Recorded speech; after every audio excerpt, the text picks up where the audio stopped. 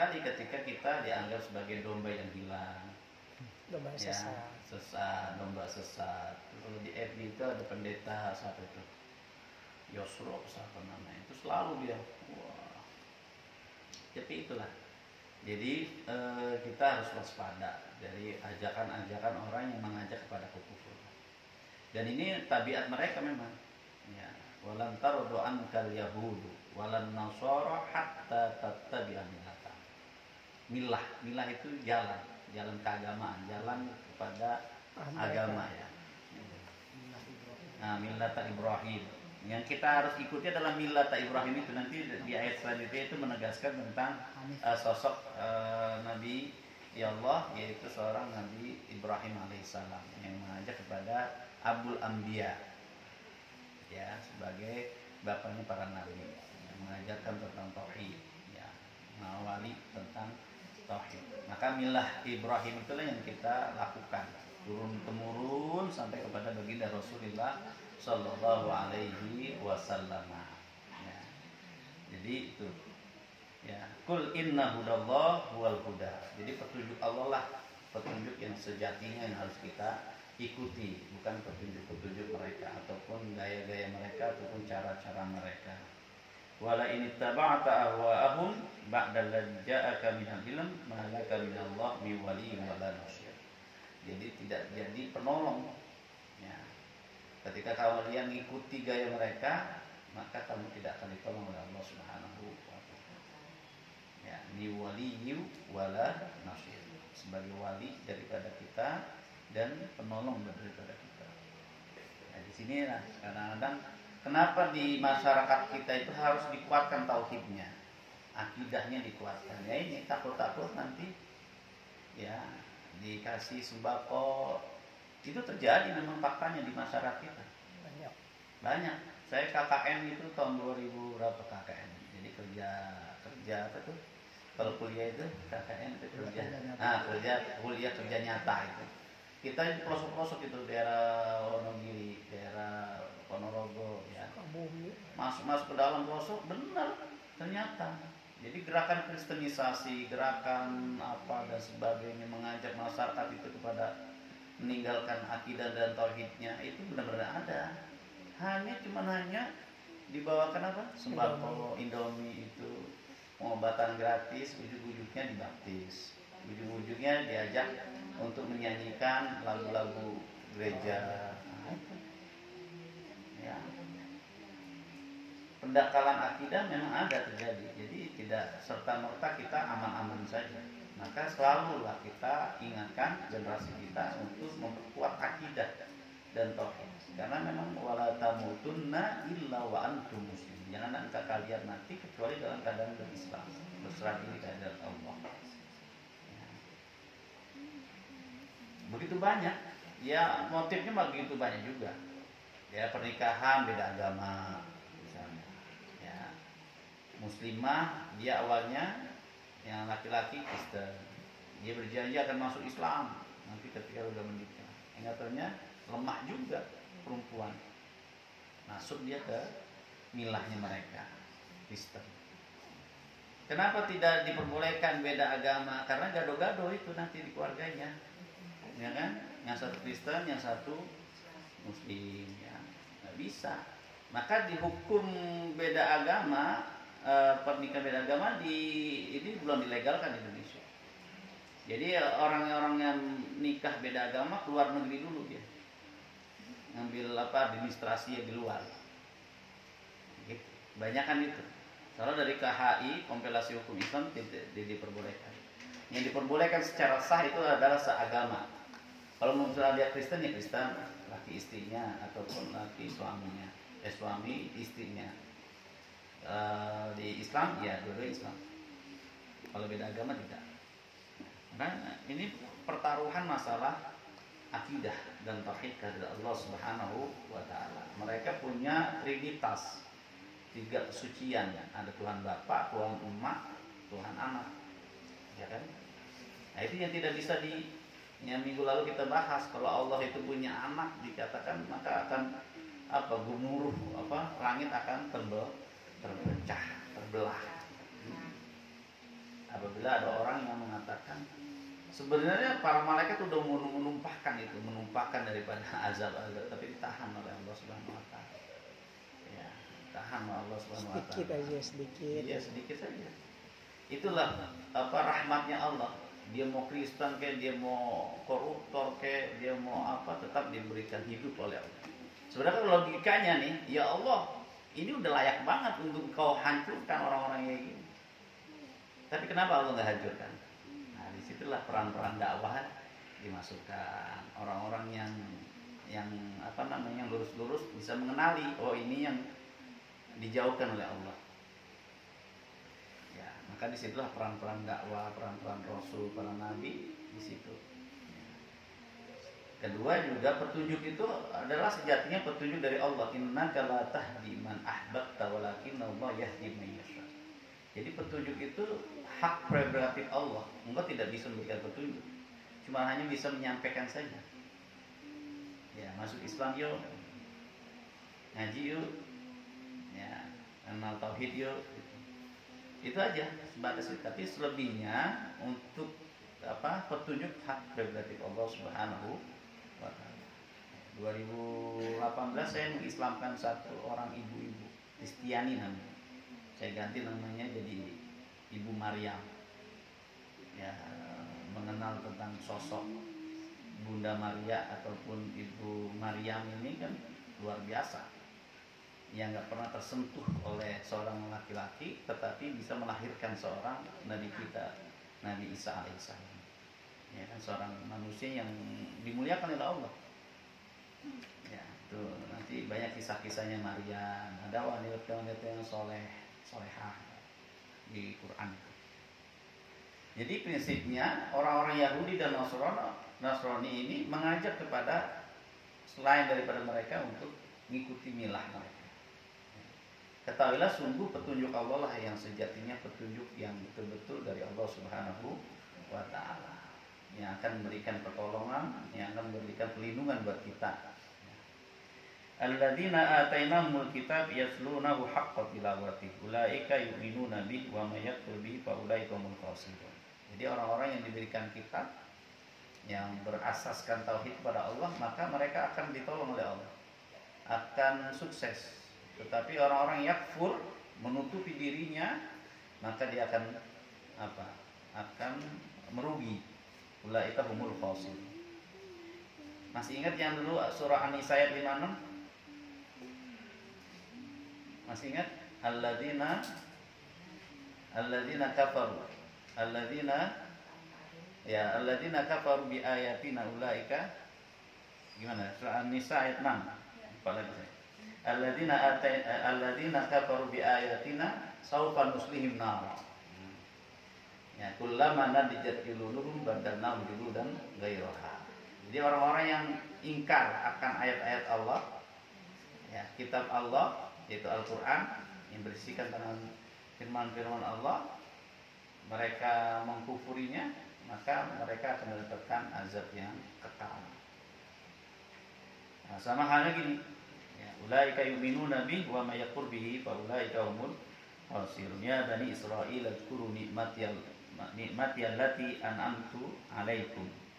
Jadi bangsa Bani Israel ini dimuliakan oleh Allah Subhanahu wa taala. Tetapi karena dia mengingkari nikmat Allah dan mensekutukan Allah dan membunuh para nabi dan rasul, maka Allah murka. Dikutuk oleh Allah Subhanahu wa taala. Ya. Allah enggak menyukai. Emang orangnya hebat-hebat. Dari lintasan sejarah itu orangnya hebat-hebat. Tetapi karena dia 3 dosa atau 3 pelanggaran yang terberat adalah: 1, menyekutukan Allah; 2, mengingkari nikmat Allah. An'amtu 'alaikum nikmati, ya kan, setelah aku berikan kepada kalian. Wa anni fadhaltukum 'alal alamin, dan memuliakan di antara para bangsa-bangsa yang lain. Tetapi di balik itu mereka tidak mensyukuri nikmat Allah, kemudian ingkar akan Allah, kemudian membunuh para nabi yang dikirim oleh Allah. Jadi nabi yang tertulis di situ 25. Ya, tetapi di luar nabi itu banyak sekali ternyata. Ya. Yang 25 ada di dalam Al-Quran semua itu, nama-namanya dari Adam sampai Nabi kita Muhammad SAW, ada semua namanya di dalam Al-Quran. Tapi selebih itu, masa iya cuma 25?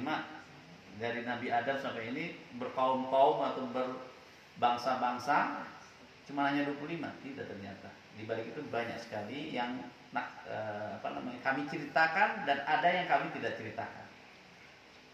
Maka dalam Quran itu dijelaskan ada yang sesuatu yang kami kisahkan, ada sesuatu yang tidak kami kisahkan. Nah, yang tidak dikisahkan inilah siapa-siapa, berarti banyak para nabi yang dikirim oleh Allah Subhanahu wa taala berupa orang saleh yang salah satunya mungkin orang saleh Luqman, Zulkarnain, Nabi Allah Khidir, ya kan? Khidir, kita tidak tahu itu. Ya, belum bangsa-bangsanya mereka itu, anak keturunan dan sebagainya, orang-orang saleh yang mengemban visi misi untuk mengajak tauhid dari Allah Subhanahu wa taala. Maka kalimatun sawa ya untuk kepada kalimat yang sama yaitu tauhid dari Allah Subhanahu wa taala. Ya. Wattaqu yawman la tajzi nafsun an nafsin syai'a. Ini jadi pengingat kita juga. Ya. Tetaplah bertakwa kepada Allah karena sesungguhnya yawman la tajzi nafsun an nafsin syai'a wa la yuqbalu minha adlu wa la tanfa'u syafa'ah wa la hum yunsarun. Ya, maka tetap bertakwa kepada Allah Subhanahu wa taala di mana nanti kita tidak ada penolong lagi kecuali anak-anak soleh. Ya. Kemarin saya takziah, malam ini takziah sebenarnya. Jadi maka bergembiralah orang-orang yang melaksanakan amal soleh di masa hidupnya. Dia akan tidak merasa merugi. Ya, kita resapi bersama bahwa orang-orang yang soleh akan menuai kesolehannya, menuai amal kebajikannya nanti di yaumil akhirat. Tetapi bagi orang-orang yang lalai, yang berdosa, yang maksiat sepanjang hidupnya, apa yang bisa harapkan? Padahal kematian akan menjumpai dia. Maka salah satu jalan adalah meraih maghfirah Allah dan bertobat. Itulah lagi-lagi jalan yang Allah berikan kepada manusia-manusia. Ya, at-taib itu orang-orang yang bertobat itu akan diberikan ampunan di sisi Allah. Sebesar apapun dia dosanya, ya, selain daripada kesyirikan, maka akan diampunkan. Kok bisa begitu Pak Ustaz? Itulah lagi-lagi rahmat Allah. An-Nisa ayat 48, coba bisa dicek Pak Zul. An-Nisa ayat 48. Itu kadang-kadang kita akhirnya tergembirakanlah orang-orang yang berbuat maksiat gitu istilahnya. Tergembirakan. Ya. Ayat 48 ya. An-Nisa 48 coba. Saya kadang-kadang lupa. Innallaha la yaghfiru ay yushraka bihi wa yaghfiru ma duna dzalik. Tuh. Sebenarnya bagi orang-orang berdosa, pemaksiat, ini menjadi ayat gembira. Ya. Tetapi lagi-lagi petunjuk Allah dia terima apa enggak? Kadang-kadang mereka udah tersibukkan dengan kemaksiatannya. Ya.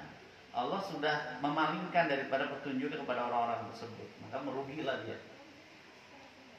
Maka ketika dia sadar, ketika dia mendapatkan petunjuk Allah, maka dia nangis sejadi-jadinya. Ya. Alhamdulillah saya dapat petunjuk dari Allah.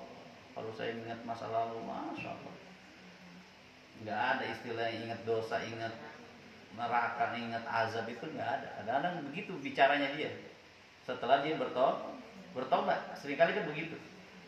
Dulu ketika lagi berbuat jahat, ingat nggak? Nggak. Karena nur cahaya dari Allah itu jauh. Jadi dia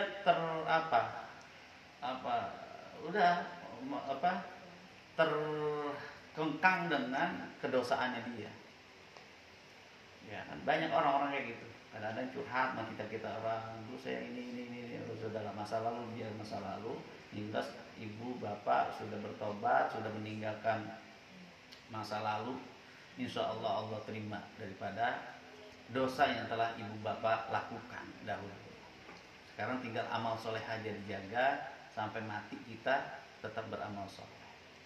Beriman kita udah, tinggal amal soleh. Kita 3 konsep itu yang sering saya sampaikan: iman, ilmu, dan amal. kita udah beriman.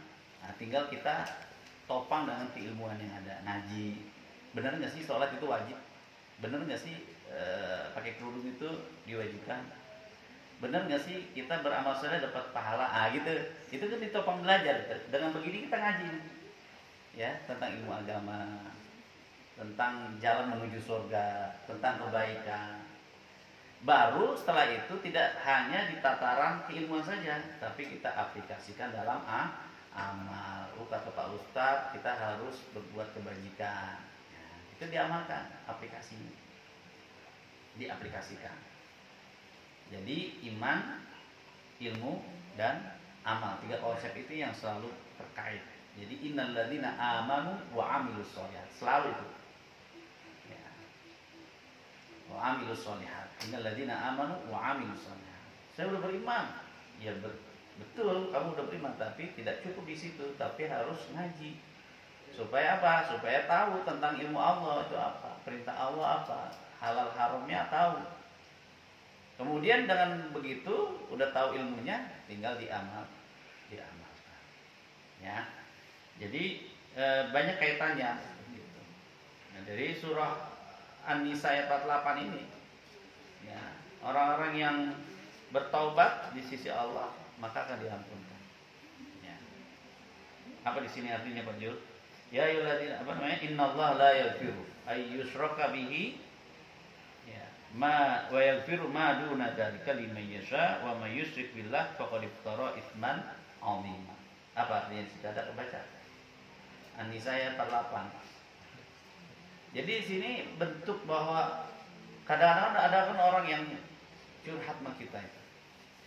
Gimana Pak Ustaz, saya udah melakukan dosa besar banget ini, udah kayaknya nggak mungkin diampunkan oleh Allah. Tentang ibu, Allah punya ampunan. Allah At-Tawwab, Allah itu maha penerima taubat. Tapi harus betul-betul taubat. Syaratnya taubat ada 3. Ya, jangan sampai mengulangi lagi, betul-betul berbuat kebajikan, kemudian betul-betul dia, ya, memohon ampunan kepada Allah Subhanahu wa taala. Tidak mengulangi lagi. Maka disitulah terkenal dengan taubat sambal. Ya, hari ini ampun, nggak mau makan lagi dah sambal ini, pedas banget Pak Haji. Katanya besok makan lagi. Katanya udah taubat kemarin. Enak gitu ya, gitu sama. Maka kadang-kadang orang yang bertobat itu harus dikawal terus, harus diupdate lagi keimanannya supaya nggak balik lagi. Kadang-kadang seperti itu. Ya, maduna dzalik liman yasha. Tapi atas kehendak Allah, Allah nggak ampunin apa enggak nih? Takut-takutnya nggak diampuni. Ya, wa may yusyrik billah faqad iftara itsman 'azima. Jadi orang-orang yang berbuat kesyirikan betul-betul Masya Allah, Allah itu dosa besar, minal kabair, nggak bisa diampuni lagi. Mereka khalidina fiha abada, mereka akan kekal abadi. Di surah Al-Bayyinah itu kan mereka orang-orang yang kafir, orang-orang yang mensekutukan Allah, mereka khalidina fiha abada, radhiyallahu anhum wa radu an. Innal ladzina kafaru minal musyrikin, ya, maka fi nari jahannam khalidina fiha. Ya, itulah orang-orang itu. Jadi bahaya sekali orang-orang yang berbuat kesyirikan. Ya, orang-orang Yahudi dan Nasrani mengajak kita ke sana. Maka harus dibentengi. Ya, ladzina amanu taqrabus di ayat selanjutnya wa idztala Ibrahim, ya. Rabbuhu bikalimatin fa atammahunna qala inni ja'iluka lin-nasi imama qala wa min dzurriyyati qala la yanalu ahli dzalimin. Jadi Abdul Anbiya, jadi risalah yang dibawa diemban oleh Nabi Allah Ibrahim alaihissalam turun temurun sampai kepada Nabi kita Muhammad sallallahu alaihi wasallam. Jadi syariat-syariat sebelumnya yang dibawa oleh Nabi Ibrahim itu menjadi petunjuk buat kita bersama. Ya. Jadi milahnya Ibrahim yang mengajak bagaimana cerita Nabi Allah Ibrahim mencari Tuhan, mencari Allah Subhanahu wa taala. Wah, ini kayak matahari ini Tuhan saya. Bukan. Ternyata di sore hari dia tenggelam. Oh, ini mungkin bulan Tuhan saya. Bukan, ternyata besok paginya hilang. Ya kan, akhirnya dapat petunjuk dari sisi Allah Subhanahu wa Jadi pesannya begitu mendalam. Ya. Bagaimana pengorbanannya Nabi Allah Ibrahim dengan Nabi Allah Ismail alaihissalam, anaknya, putranya. Tapi pencarian Tuhan itu secara intelektual di atas kaumnya. Kalau kaumnya kan patung. Iya. Dia dibesarkan. Iya. Bulan kan besar gitu kan, terkagum-kagum gitu. Terkagum-kagum. Kayak visi misinya tauhid. Jadi mengarah ke tauhid. Oh, ini cuma makhluk-makhluk Allah ternyata. Patung kecil. Ya, sampai dikampakin semua kan. Bapaknya kan pemahat patung juga. Nah, itu Allah juga menunjukkan tentang mukjizat Nabi Allah Ibrahim alaihissalam kepada kaumnya. Mereka tidak dibakar. Dan mereka-mereka itu yang patung-patung nanti akan dimintakan pertanggungjawaban di hadapan Allah Subhanahu wa taala. Nanti Allah mengatakan panggillah sesembahanmu yang katanya dulu memberikan manfaat kepada kalian, memberikan pertolongan kepada kalian. Sekarang pada waktunya panggillah Tuhan-Tuhan kamu itu. Sesembahan-sesembahan kamu itu untuk panggil. Tidak ada yang bisa menyelamatkan kalian. Nah, situ. Wa idh qala kemudian wa ja'alnal baita masabata linnas wa amna wattakhidhu min maqam Ibrahim musalla. Maqam Ibrahim ya. Maka kita disunahkan untuk sholat itu ketika lagi tawaf. Habis tawaf baru kita sholat sunnah di maqam Ibrahim. Bukan kuburan. Maqam itu tempat berdirinya beliau ketika membangun Ka'bah. Ada yang warna kuning itu lancip, itu telapak kakinya maqam. Ya. Disunahkan kita sholat di situ 2 rakaat. Ya, berdoa. Wa ahidna ila Ibrahim wa Ismail an tahira baiti lit-taifina wal 'akifina wa ruk'is sujud. Ya, tempat untuk sebagai tempat ibadah kepada Allah Subhanahu wa taala, untuk melakukan sujud, ya, ibadah kepada Allah Subhanahu wa taala. Qala Ibrahim rabbi ij'al li hadza, kemudian Nabi Ibrahim berdoa. Maka ini suatu doa yang diijabah oleh Allah Subhanahu wa taala. Ya, negeri Saudi ya, itu berlimpah ruah itu. Ya, apa melimpah ruahnya? Baladan amina, menjadi negeri yang aman. Warzuq ahlahu minat tamarat. Mau dari buah-buahan seluruh penjuru dunia ada semua di Saudi kan. Itu kan berkat doanya Nabi Allah Ibrahim alaihissalam. Man amana minhum billahi wal yawmil akhir. Qala wa man kafar fa umatihi qalilan tsumma tarruhu ila adzabil. Nah, dia lagi-lagi orang-orang yang mengkufuri Allah pasti dia akan masuk neraka. Saufa nuslihim nar. Kami siapkan mereka. Gitu. Ya, maka tugas kita adalah menyampaikan itu. Bagaimana menyampaikannya? Ya, dengan cara mendakwahkan mereka. Maka dengan kita melaksanakan daripada amalan-amalan di Islam, ajaran itu, bagaimana untuk mereka bisa tertarik pada Islam. Maka memang dakwah ini harus disampaikan, ya, mengajak dengan baik. Tetapi lagi-lagi tetap bahwa pemberi petunjuk adalah hak prerogatif Allah Subhanahu wa taala. Wa bi'sal masir. Mereka akan menemukan jalan yang betul-betul keburukan di situ. Jadi neraka itu adalah wa bi'sal masir. Sungguh tempat kembali yang buruk. Bi'sal masir. Ya. Jadi ini mengingatkan kita untuk meneguhkan kembali ya, tauhid kita, ibadah kita, keimanan kita kepada Allah Subhanahu wa taala. Dan sosok Nabi Allah Ibrahim alaihissalam adalah sosok seorang ambul anbiya ya, sebagai nabi, penghulu nabi ya, mengajarkan tentang tauhid pada masanya, kisah-kisah dengan Ismail alaihissalam, Nabi Ismail alaihissalam dan sebagainya. Nanti ada buku bagus ya dikarang oleh Ibnu Katsir tentang kisah-kisah para nabi dan rasul. Nah, mungkin bisa juga dimiliki itu kisah-kisah para nabi dan rasul, di mana tinggalnya Nabi Su'aib, tinggalnya Nabi ini, dan itu ada tertera-terakan semua. Yang ngarang adalah Al-Imam Abdul Fida Ibnu Katsir, Qisasul Anbiya nama bukunya. Itu diterjemahkan dalam bahasa Indonesia. Ada 3 jilid atau 4 jilid. Jadi Qisasul Anbiya. Nah, kadang-kadang kita kan punya instan aja, dengerin cerita, tapi nggak mau baca.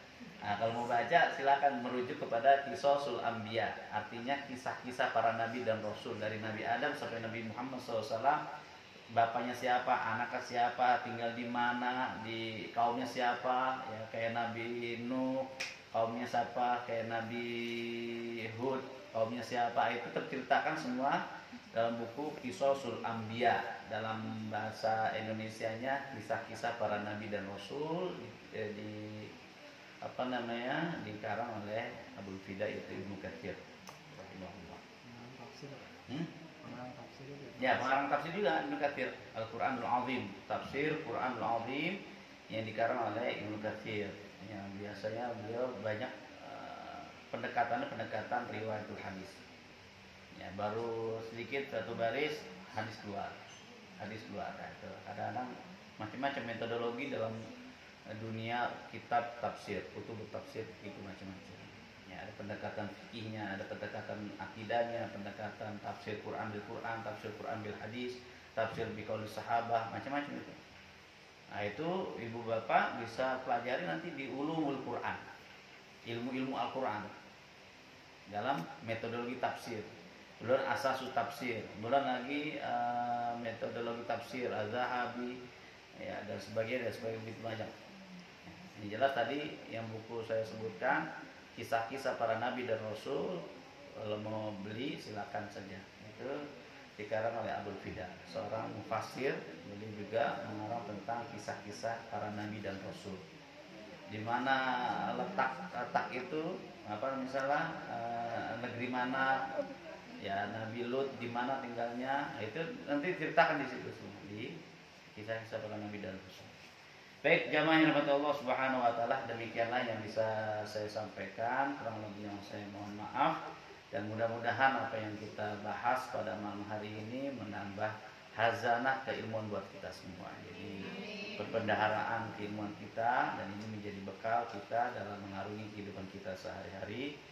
Mudah-mudahan sebelum saya tutup kita baca Fatihah. Yang kurang sehat mungkin dari keluarga Pak Haji diberikan sehat walafiat, dan kepada kita, keluarga kita yang kurang sehat, Allah Subhanahu wa taala angkat penyakitnya, diberikan sehat walafiat dan diberikan kesembuhan oleh Allah Subhanahu wa taala.